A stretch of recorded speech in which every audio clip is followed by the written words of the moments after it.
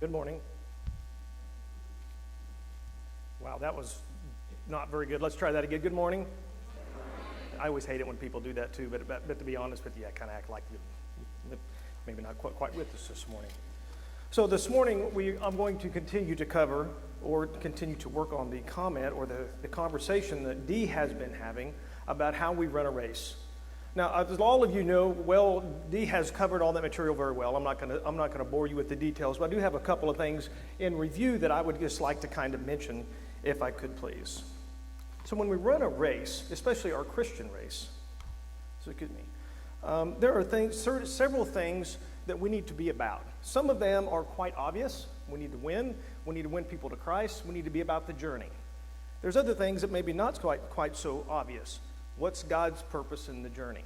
And as you struggle with, or as we go through life, we find struggles. We have people come into our lives and then leave our lives. We have people that come as friends and then move on somewhere else. We have people or co-workers that we have, as they come into our life, they make an impact, and then they're no longer with us for one reason or the other. Not necessarily death, but just people that we are close and have association with.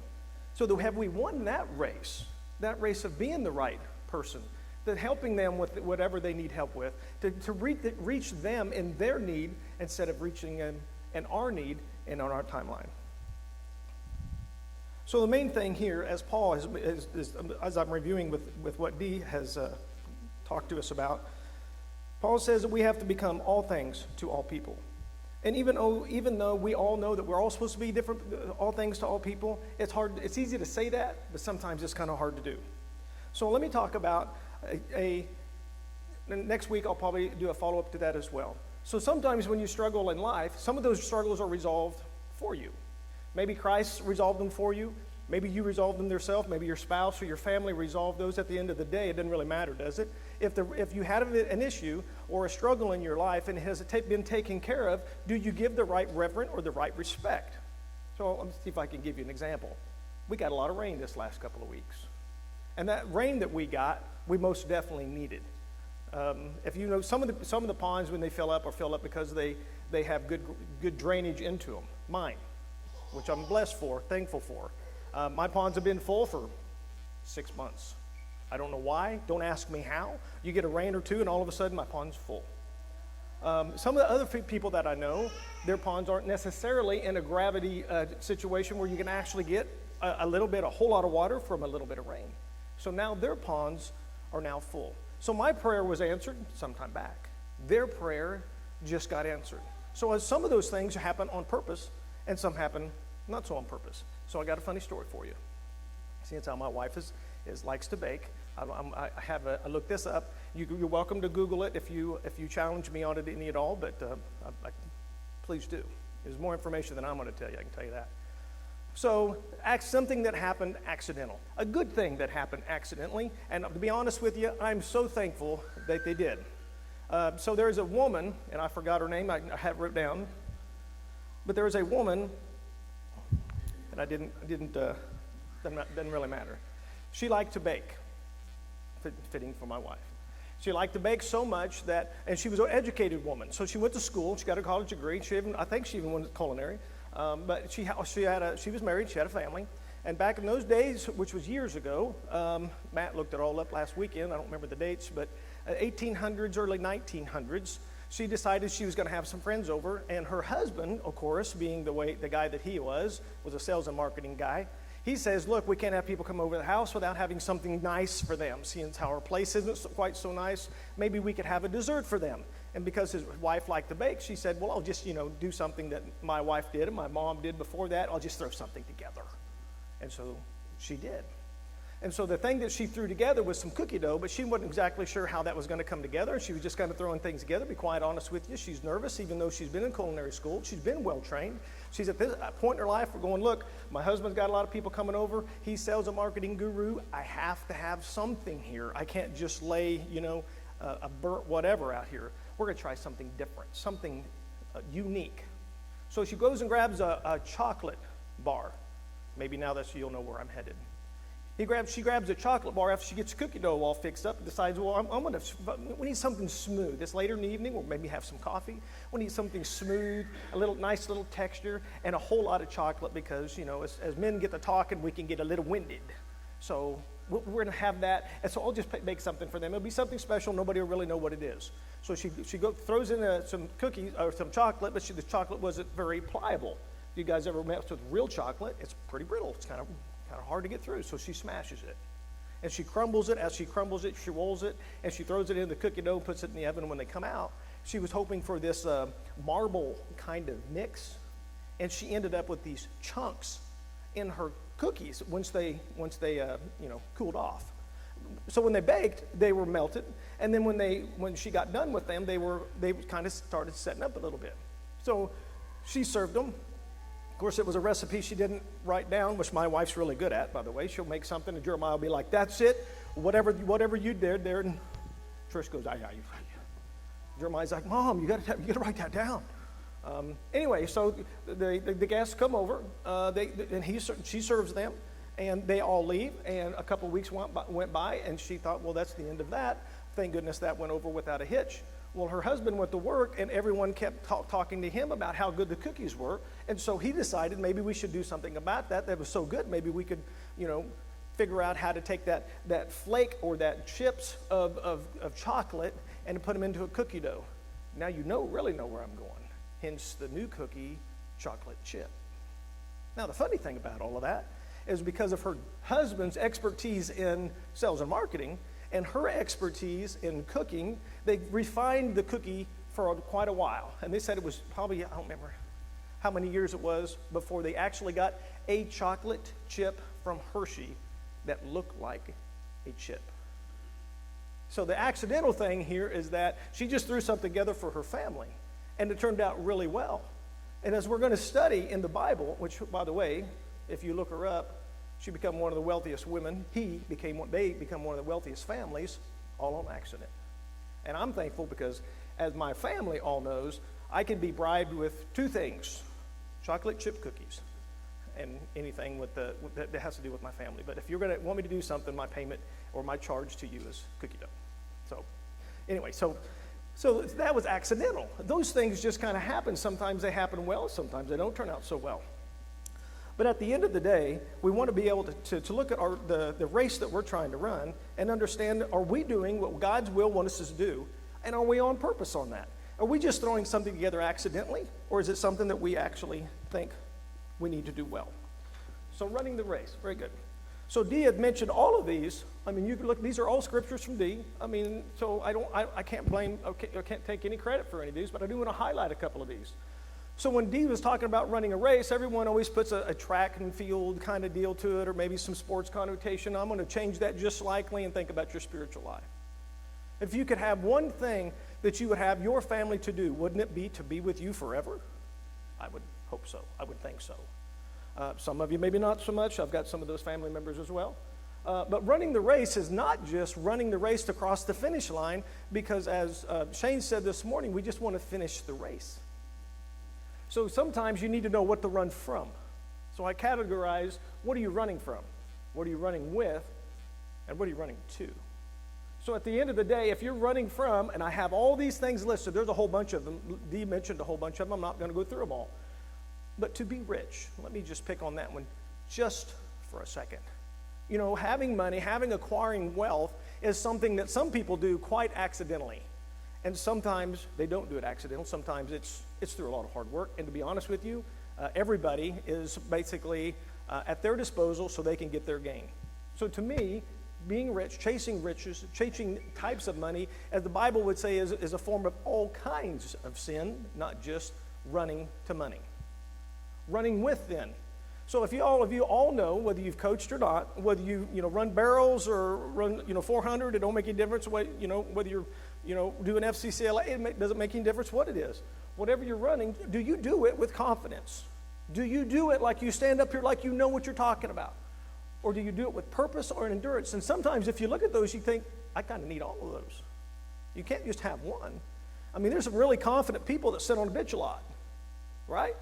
I was probably one of them.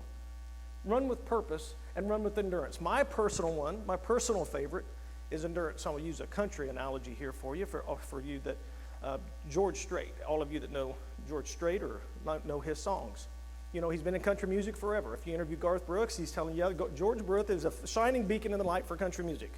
And Garth Brooks is the little bitty flash of light, because he thought he would only come for a little while and he would be done. He would be a fad, if you will, kind of like Billy Ray Cyrus.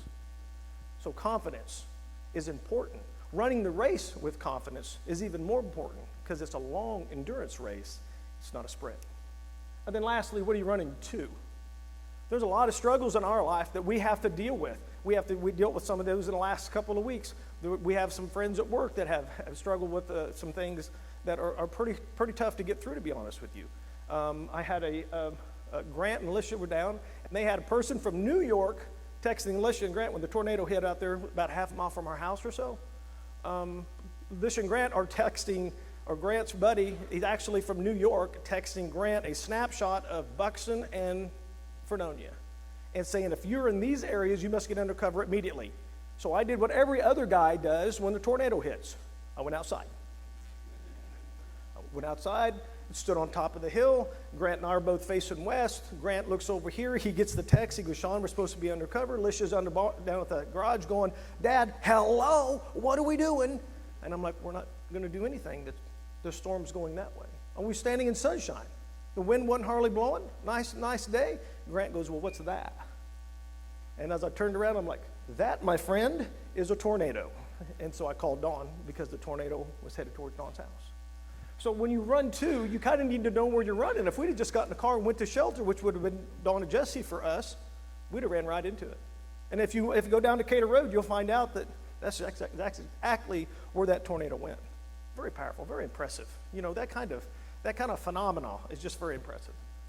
So, but my favorite one here is to run with faith and with love. Okay, next slide. This was my wife's favorite when you're running a race. I don't know if you guys can all read it or not, but it says, I wanted to go jogging, but Proverbs 28:1 says, the wicked run when no one else is chasing them. My wife does not like track, and if you ask her to run anything, she's probably not going to participate, and if she does, she's probably not going to appreciate the participation. Okay, so now what's all that for? So Dee talked to us about how to run a race, when to run a race, what to run a race to, what to run a race for. At the end of the day, how to run that race. So I want to now pick on a couple of Bible characters that I think did run their race well. Now, we got to be careful what we say, because like Mike was talking about in Bible study this morning, you got to be careful what you look at, because when you look at Bible characters, you got to look at their entirety. And my son and I have had quite good conversations this week about when you make a conversation about something, they mean it for your whole life, and maybe for that person, that's just a moment in their life. But as you see up here this morning, as we run the race, in Numbers 20, which I'm going to spend the rest of my time probably in Numbers, I don't know if you want to turn there or not, but the reason I picked this one is because as we transition as a church, I mean, we've had a leader here for 14 years that's guided every one of our thoughts and our motives and where we're going. And I just get this, standing up here feeling like this mega pressure from Mike, because he was leading us. He was taking us to the river. He was leading us to where we're supposed to be, right? And so as we come to Numbers, it says that one of these things that all the time that Moses is commanded by God, all time was commanded by God. But this time, God deals with his disobedience. And I'm going to get into a lot of this scripture, but as I kind of went through this a little bit, anybody want to tell me how come Moses is in trouble from God? Now, I'll read it here in a minute, but anybody know off the top of their head? And how many times did he? Twice. Supposed to strike the rock once. He struck it twice. Is that a big deal? I mean, is that a big deal for you? It's not a big deal for me, but because of that, he's not allowed into the promised land. So you look at Moses' life, and he spent his entire life, or a lot of his life, serving God. Maybe sometimes not knowing why, and maybe not knowing where he was going as he's running around in the desert trying to figure out. And then he goes back and he's giving all these things. Look, these plagues are going to come upon you, and if you don't do what I tell you to do, what God's telling me to tell you to do, there's going to be consequences. So the main thing for me this morning is that one thing that we want to make sure that we go to, if you could hit the next one, that we want to make sure that we go to is that we want to make sure that when we're running, as we're running, just like Moses did, in my opinion, we want to make sure that we have faith over fear. If you want to look that one up, I believe that's Psalms 118, verse 6. And as we run whatever race we're running, whatever you're doing today, whatever you're doing this week, run with faith and not fear. Now, I'll be honest with you. I'm going to have another little analogy here. I remember running against the guy that was he's number one in the state in 400. I never ran the 400 before. And so they told me that, look, if you're going to run the 400, and I trained for the mile, by the way. If you're going to run the race, and by the way, my coach is sitting right over there. If you're going to run this race, then you got to understand one thing. Because you trained for the mile, we really trained for a 2 mile in order to run a mile, right? So you're going to run a 400, you just go get it. Just run it. Well, I also was sprinting as well. So I did what everybody did, which my coach told me not to do, which was pick a pace that works for you. I thought, that's great. Now, I'm sitting over here, this number one guy in the state right over here, and he's got this little mantra that he goes through. He's got his hood over his deal, and he's over there humming to himself. I mean, the guy's out there, but he's setting the fastest time in the state, and as he's sitting there humming, I'm thinking, I'm just going to pick a pace right behind him. But the problem is that everybody knew it, of course, except for me. He runs his first 200 behind the pack and spins the other 200 passing the pack. Don't ask me how you set a state record to do that, but that's what he did. So I'm like, I ain't waiting on him. I mean, that boy's going to come catch me. Are you kidding me? I mean, I got wheels. And I did, right up until the 300-yard mark. And then it's like somebody just put a wall and ran my head right into it, and I started to stop. But my legs, I went, oh!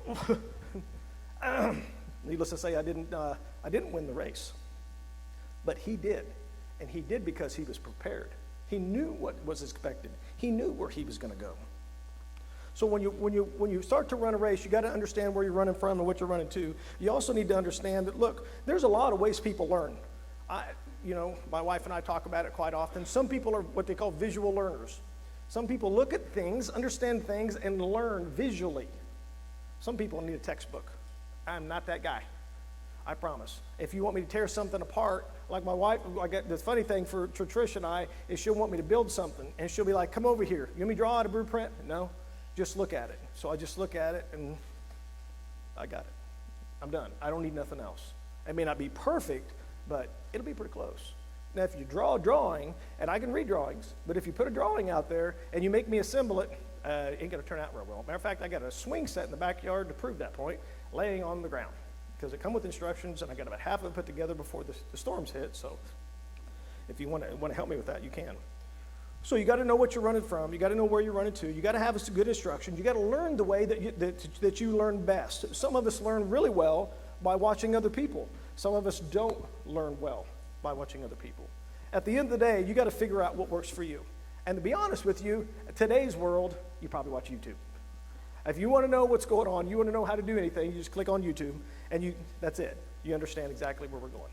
Okay, so let's get into the study a little bit. Next slide, please. As they're in the desert for 40 years, as they're running around here, there's a lot of things going on here. You know, they had several idols, remember, as they went through the desert, and they have many people here. I don't exactly remember. I think Mike and I had a conversation one time. There was millions of people, 3.5-ish or so, maybe even more than that, running around in the desert, and they're not. You got to understand now, the food and everything is being provided for them. The clouds over the sun in the day so they wouldn't get burnt, are all provided for them. They didn't have to have food or water. The clothes didn't wear out. The shoes didn't wear out. How's that possible? I don't know. I don't know. But as they traveled around, they ended up trying to figure out how we got to go into this land of Canaan that Moses is going to now talk to us about. And there's 12 tribes. And of those 12 tribes, we got to understand that all of them were looking for something different. So if you have a group of people and you're all driving towards a certain goal, we all have a goal in mind. Let me take you back to when our church first started meeting in homes and stuff. We didn't know we wanted a building. I mean, let me speak for myself. Okay, I didn't do it to start another church. That's not what my intent was. My intent was to get a breath of fresh air. to get away, to start over in my own mind, in my own walk, and not to be hindered by all the things that were going on in the other church. I didn't want to do that no more. I wanted to walk my walk with Christ, and I wanted him to lead me, and that's it. I didn't want anybody else in front of me. And so as we started to do that, everybody had their own expectations. And as the gentleman back here that just celebrated the birthday, so willfully guided us through most of that stuff, and I'll give Carl all the credit, is that we just need about doing what God wants us to do. That's it. It's simple. Keep it simple. And tell me time after time after time, keep it simple. And Carl, I'm trying. So as we go into whether the church was trying to start anew, and we were, but when you have 40, 50, 70, 100 people trying to figure out which direction we're going to go, everybody has an expectation and excitement about where you're going, because in their mind we're going the direction you want to go, not the direction God wants to take you.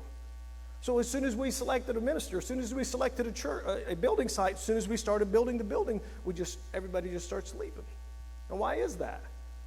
It wasn't because we changed direction as far as the board was concerned. We kind of knew where we were going.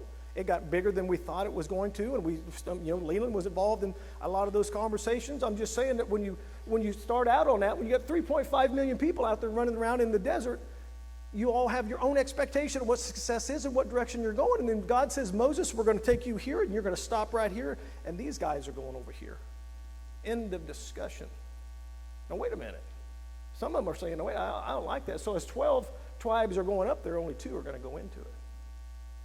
Okay, so the promised land for them was getting into the promised land flowing with milk and honey, and we'll get into the scripture. The other part of that is that everybody else did go. My question for you this morning, whether your personal life or our church life, is what is your promised land?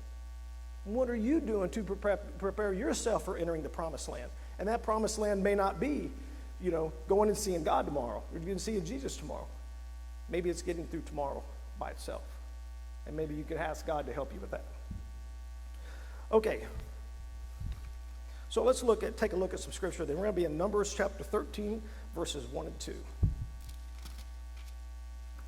Now the Lord said to Moses, some of these men explore the land of Canaan, for which I have given to the Israelites. And from there, all the tribes will attach or will assess or will send a leader.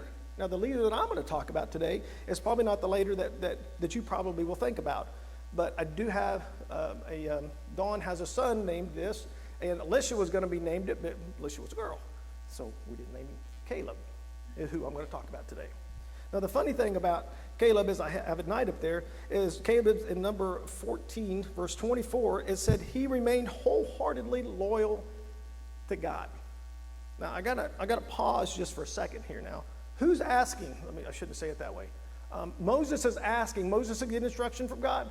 God's telling them, look, you need to select somebody from each one of the tribes. I need 12 people. Those 12 people are going to represent your tribe, and we need to go into the land, and we need to check it out. As we check it out, who are they serving? Moses or God? So on this struggle that I'm trying to get us through is that maybe Caleb did both. I'm not saying the others didn't do both, but what I am going to say is Caleb was wholeheartedly loyal to God. I'm going to jump down here, verse 17 then. Then Moses said to them to explore Canaan. He said, go up there to Negev and to the hill country and see what the land is like. Now here's something that if you're going to try to take over a country, if you wanted a country's resources, wouldn't you ask these questions?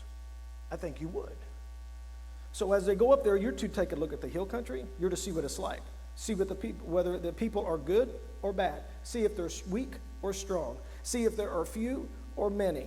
You're also to go up there and see what kind of land do they live in. Now, is it good or is it bad? What kind of towns do they live in?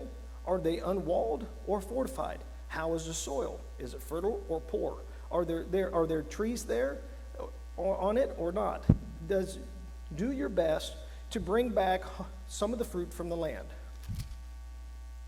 You guys, and this was before cell phones and before tape recorders and probably before pencils and papers where they're writing all that stuff down. So you got 12 guys, here we go again. They all got given the same instruction, all of them. And they all got simple instructions. I mean, if you're going to fight a war or take over a country, you need to know these things. Do they have walls around their city? Yes or no? Are they all women and children, or do they have a bunch of soldiers out there? I don't know. And oh, by the way, what's the landscape like? Is it a desert like where we're coming from? Because we don't want that. God's promised us milk and honey. God's promised us resources. God's promised us food. Is it over there? Well, no. Okay, so the comment is that we all get our goals. We all run the race. And as we run the race, most of us as a Christian, you have the race in front of you. The question is are you doing your part of the race? Okay. So I'm going to, it's a slight little pause here again.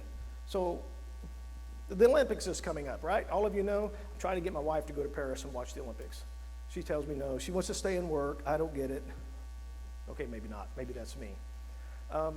But so I'm kind of excited to watch. I always like the track and field stuff just because I never could run that fast. But it's interesting that, and I can't remember her name, but she runs a 200 now. She switched to 400. She's a tall, very Capricorn type complexion. Technically, she doesn't look like a colored woman, but she runs like one. I mean, she is amazingly fast, and so I read her bio a couple of weeks ago in getting ready for the sermon. And this is what I find odd, I find interesting, is she says, as a woman running track and field, so I'll just leave it at that. Those are her words, not mine.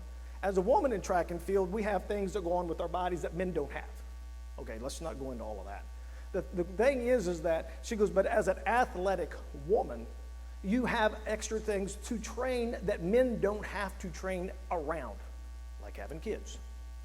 So she got pregnant and is going to have a kid, but she said, I basically have a kid and my nanny or whoever raises the kid because I'm so focused on where I'm going to run. I'm going to take gold in the Olympics because that is the goal. Everything else stops. Babysitting stops. She's married. Husband takes care of everything. She runs. She trains. And she's a great athlete. Don't get me wrong. But at the end of the day, 10 years, 12 years, and her racing career is over. And that kid's going to be 12 years old. Where are they going to be? I'm not saying it's wrong or right. I'm saying look at the dedication that they have. Did Caleb have that same dedication? Did he have only one thing in mind? And us as a church, do we only have one thing in mind? Hopefully. And that's to serve the Lord. So Joshua and Caleb both went over. They all got the same instructions. As they got those instructions, 22 through 25. And as they got those instructions, when he said that, and I'm going to read in verse 23. And when they reached the valley, they cut off a branch, bearing a single cluster of grapes. Just keep that one in mind. Two of them carried it on a pole between them, along with some, pomegranates and figs. These places were also called in the valley, and it goes on to say that, oh, by the way, they were on this journey for 40 days. So they left. More than likely, they left on their own. They probably separated out. I'm not for sure. You can challenge me on that, and I would totally give in. I don't know if they went together as a group or if they separated out, but I do know this. If it takes two guys to put a pole between you to carry a vine of grapes, that's a lot of grapes. That's the promised land God is talking about. He's not talking about the little ones you get at the store today that are about this long that you could hold with two fingers. That's not what we're talking about here. They have to be amazed. They have to be impressed or absolutely excited beside themselves that what they found is not normal. We haven't seen that. What even are those? And so Trish and I were having this conversation on the way in to church this morning. Are you a glass half empty or a glass half full kind of person? Do you look at a good situation and see the good in it, even though there's bad? Or do you look at the good situation and pick out the bad and hold on to it forever? I don't know. I don't know which one you are. I know which one I am. And she reminds me, by the way, which one I am. Okay. Next, the next slide, please. So Caleb is seen for his great faith. But I want to talk about his efforts. We're going to be in Numbers chapter 14, verses 1 through 9. And the night of the people of the community raised their voices, and they wept out loud, and the Israelites grumbling against Moses and Aaron. And the whole assembly said to them, if only we had died in Egypt or in the desert. Why is the Lord bringing us to this land and let us fall on the sword? I'm going to do some skipping here for a little bit. Then Moses asked them, I'm down in verse 5, Moses and Aaron fell face down in front of the whole Israelite community that were gathered there. Joshua, son of Nun, and Caleb were among them, and they tore their clothes, and then in front of the entire assembly. Jumping down into verse 8. And if the Lord is pleased with us, he will lead us into the land flowing with milk and honey and grapes, by the way, and will give it to us. Not we have to take it, it will be given to us. And as we take the land, only do not rebel against the Lord, and do not be afraid of the people of the land. But the whole assembly talked about stoning them, Joshua and Caleb. Then the glory of the Lord appeared in the tent of the meeting of Israelites, and the Lord said to Moses, how long will these people treat me with the contempt? How long will Cornerstone treat Christ and God in contempt? Now, I'm not saying we're doing bad things. That's not what I'm saying at all. I'm saying if we have a direction, is that direction still not the same? I mean, when we started off, when we left wherever we were at, we came here no matter where you're from. Aren't you on a journey? Isn't Christ leading your path? I hope so. But how long will your life, will your situations not allow you to put God first, just like the tract and fields people? When they put their things first, it's easy to push everything else aside and focus on one thing. That's easy. The hard thing is to do what God asks you to do, which means get out of your comfort zone. I promise you, I'm number one and having a hard time getting out of my comfort zone. Them two can testify to that. Okay. How long will they be in contempt? Sorry, I already read that. How long will they refuse to believe me, in spite of all the miraculous signs that I have performed among them? I will strike them down with a plague and destroy them, but I will make you into a nation greater and stronger than they are. Then Moses said to the Egyptians, then the Egyptians will hear it by the power that you have brought to these people up from them. I'm going to jump down a little bit. Halfway through 14. O Lord has been seen face to face, but your cloud stays over them, and that you will go before them in a pillar of the cloud of day and a pillar of power and fire by night. And then verse 17, and now may the Lord's strength be displayed just as you have declared it. You know, a lot of things that Moses did, he did well, I think. I mean, I don't really know. I think some of the things he did well, some of the things he struggled with. I think the people as a whole struggled. For me, where I end up with Caleb and Moses is that I think Caleb was given instruction. He did well with it. He followed it wholeheartedly. I think he was 40-ish years old when he went and staked out the land in Canaan. He was 85 years old when he got the land God promised him. That's about 45 years of waiting.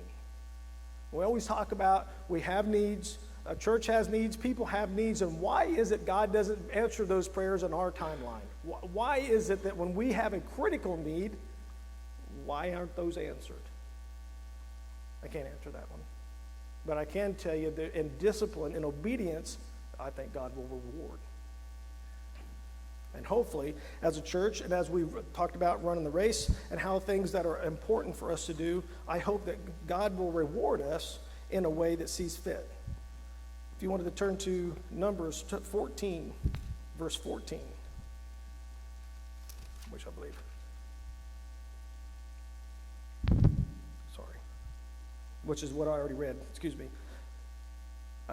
So the thing that I want to say is whether you're running a race with obstacles in front of you or whether you're running the race that God has put out in front of you and before you, the main thing is to keep it consistent and to keep God in front of you. Most of the time, I was talking at work the other day, there's a lot of times the direction of a company or direction of a people is not right. And we all know what's right. Sometimes there's a lot of question about, well, the God of the Old Testament is not relevant for the God that we serve today. Let me give you an example. So the Columbia School, have you guys been, show of hands, anybody knows what I'm talking about the protesters in Columbia? Okay, some of you. Let me give you a brief description. Ivy League school, probably well attended by everybody other than just United States speaking people. Let me just put it that way. They're having a Palestinian Israelite slash, demonstration. It's their right. So the reason I bring it up is because they're fighting over what Iran and what Israel are doing to one another. They could care less about what's going on in New York. Well, New York's got this new policy now that you can do all that stuff, but you can't hinder people from entering into the universities. So the universities are all supporting this direction that the God that is in the Old Testament is not the same God that's in the New Testament, because if you see in the Old Testament what happened to those people who were disobedient, and Jeremiah and I were talking about it. You guys know about the ark as they put it on the donkey. Those are their backs of the donkeys are flat, and they were asked to strap down the ark, and you're not supposed to touch it. The people that were walking, the guys that were walking along the side, the ark were doing nothing but trying to do God's will. But one of them did it too much, and he touched it, and he's gone. Right there in front of God and everybody. We don't see that today. You don't see God correcting things today, so that God's not the same today as he was back then. If he was, all those people would be gone. Well, that's not the case. So as Mike Myers well stated this morning, he's giving you a choice to follow him. So the question this morning as the praise band comes is, are you willing to make a choice? Are you willing to stand up and be held accountable? Are you willing to hold others accountable? Are you willing to keep God's goal for this church and for your life in the same way? So let me end it with this. Your next slide, please. So character is something that you always have. I'll let you read it. I just wanted to let you know that when you describe somebody as either a personal character or a Bible character, you don't really know who they are. I think Dee said it quite well. You don't really know who these people are, but you do know what they're about. And I can tell you that my wife loves to bake. Maybe not cook quite so much, but baking she loves to do, and she's really good at it. It's no wonder I don't weigh 500 pounds. Because she bakes really, really well. But the bottom line for character is what is it that speaks for you when you're not around? What is it that tells your story when you're not there to speak it for them? Caleb, I believe, in my opinion, I think Caleb did two things really well. He listened, and then he executed based off his Christian walk and what he felt God was leading him to be, and he waited 40 years for the answer. Do we do that? I don't know that I do. Okay, so character is not only important from a Christian aspect, it probably leads you to a better life. So this morning, as we stand and as we get ready to sing, if you have a decision to make, please come forward to serve the Lord. But my takeaway for today is that whatever you do, in word or deed, do it to serve the Lord, for the Lord.